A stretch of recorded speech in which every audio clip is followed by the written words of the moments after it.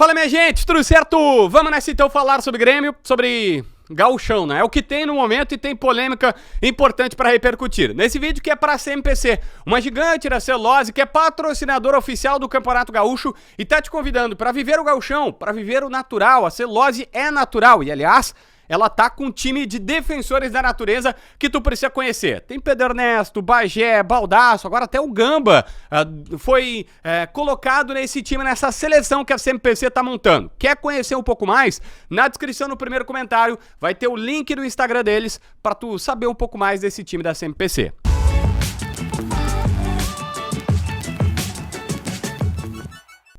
Gente, vamos lá. A primeira questão é: todo mundo viu a entrevista que o Guto Peixoto deu ao vivo, reclamando sobre a arbitragem, dizendo que, olha, o Grêmio foi prejudicado, que o condicionamento do D'Alessandro deu certo, que o Grêmio, segundo ele, estava tentando ações oficiais com a federação, mas elas não tinham eco, e por isso ele estava usando o microfone. Eu fui atrás no Grêmio para tentar entender quais eram essas possibilidades, as situações que o clube estava agindo e não tinha eco, para entender qual era a reclamação gremista. E eu descobri o seguinte, eu vou até ler aqui porque me pontuaram duas, colocaram até primeira questão: o Brasil inscreveu os jogadores no dia do jogo contra o Grêmio. Foi uma reclamação formal que a diretoria gremista fez. Isso é verdade. 24 horas antes da bola rolar no Clássico, nenhum jogador do Brasil de Pelotas, eu tô dizendo nenhum jogador do Brasil de Pelotas, estava no bid. Eles só foram entrar no dia seguinte e só foram inscritos no Campeonato Gaúcho no mesmo dia da estreia. O Grêmio reclamou dessa situação. Em geral, as competições da CBF, tu tem que estar no bid 24 horas antes da bola rolar para tu poder jogar. No Gauchão não fizeram isso e, enfim, se não fizesse, seria WO, porque o Brasil definitivamente não teria absolutamente nenhum jogador para disputar, porque as inscrições foram exatamente no mesmo dia. O Grêmio reclamou dessa situação e imagino que a federação, para o próximo ano, vai ter que colocar algum limite, vai ter que modificar essa situação. A outra, ponto 2. O jogo do Grêmio contra o Monson foi às 22 horas de quarta-feira. E o jogo seguinte, às 10h30 de sábado, não cumprindo as 66 horas mínimas de descanso entre dos atletas, que é obrigatório. É verdade que o Grêmio jogou com jogadores completamente diferentes, um time alternativo, mas fica a reclamação, o protesto do Grêmio, porque a federação descumpriu uma norma de ter pelo menos 66 horas de descanso para os atletas, para os jogadores. Isso não aconteceu. Tinha que ser no mínimo às 10 da noite de sábado esse jogo para corresponder o período de descanso. E aqui tem a reclamação, tem a situação que foi oficial do Grêmio. E aí eu falei, não teve nenhuma demanda de arbitragem? Oficialmente não me relataram. Eu perguntei, tá, mas extraoficialmente? E a resposta que eu recebi: só contato por telefone, pedindo cuidado em função das declarações do rival. O Grêmio solicitou um cuidado por telefone em função das declarações do D'Alessandro, né? E que todo mundo sabe o que aconteceu. Aliás, o Grêmio tá dizendo que foi prejudicado pela arbitragem nessa partida. E saiu a súmula do árbitro para explicar a expulsão do João Lucas, lateral direito, no jogo lá em Erechim contra o Ipiranga. Na súmula diz, tá? Tô aqui. Motivo 377.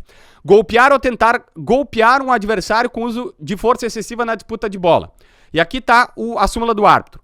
Após revisão recomendada pelo VAR, expulsei o senhor João Lucas de Almeida Carvalho, do Grêmio, por golpear com uso de força excessiva, atingir com o cotovelo o rosto do seu adversário, número 30, jogador do Ipiranga, o senhor João Paulo da Silva, em uma disputa de bola. João Paulo precisou de atendimento médico, mas permaneceu na partida. Essa é a explicação oficial.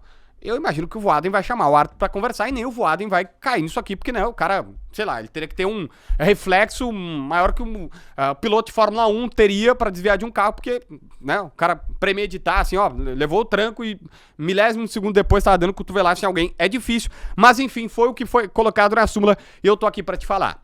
Gente, olha só, notícias mais quentes sobre jogadores. Primeiro, o Mike tá perto de sair, tá? O Grêmio tá negociando o Mike com o Novo Horizontino. Ainda depende da aprovação do jogador, mas clube para clube tá tudo certo. É um alívio na folha, pelo que eu tenho, o Mike ganha seus 200 mil mensais. E o Grêmio pagou por ele, $600 mil, tá? No começo do ano, na virada da temporada, o Sporting Cristal do Peru tentou a sua contratação e a direção segurou, porque naquela oportunidade não tinha lateral esquerdo para jogar, o Quinteiros não conhecia ele. Agora o Quinteiros conhece, viu que não é um cara que tá no nível que o Grêmio imagina e estão liberando. Só não sei se o Grêmio vai receber parte dos $600 mil que pagou para tirá-lo do Guarani na oportunidade. Dois jogadores apresentados. Estão aí os dois jogadores, o Christian Oliveira e também o Luan Cândido.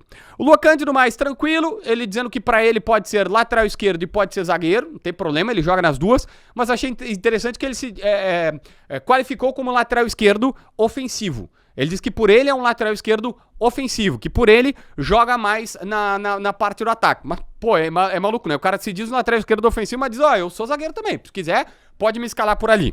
Christian Oliveira apresentado. A primeira questão, ele confirma a informação que a gente já tinha trazido aqui, que o Bielsa conversou com ele e disse, olha, eu preciso que tu saia da Liga Americana para que tu possa ser convocado para a seleção uruguaia. E ele confirmou isso. E disse que quando falou pro Bielsa que vinha pro Grêmio, o Bielsa na hora aprovou e disse que a Liga Brasileira era uma ótima alternativa para ele.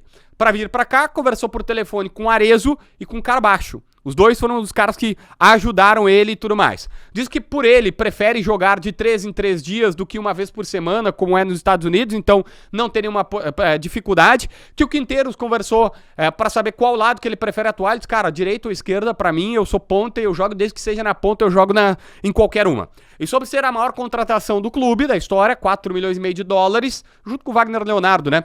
Falou que por ele, para muita gente seria um peso, para ele isso é uma motivação. Não é um problema, não é uma coisa que lhe incomode, que lhe trate, né, uma situação maior e tal. Garantiu que é algo tranquilo, que ele está numa boa, tá numa boa com essa situação. Enfim, foram as principais informações, as principais declarações do Kiki Oliveira nessa entrevista coletiva, tá bom? Se inscreve no canal, assina a notificação, deixa teu like, comenta aqui embaixo pra ver mais vídeos.